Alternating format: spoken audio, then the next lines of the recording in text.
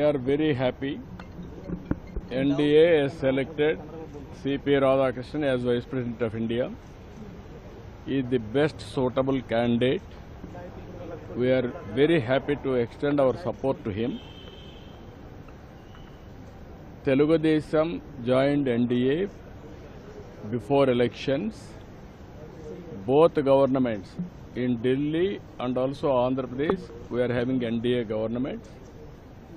NDA has selected him as a Vice President of India candidate. Naturally, we are very happy. Apart from that, he is a gentleman. He is also very, very patriotic. He is going to bring pride for our nation. That is how things are going to happen. Why you are all having media sometimes unnecessary doubts? Every political party don't suspect. Even this alliance is before election. We are together. Even Telugu pride, all these things, it won't happen here.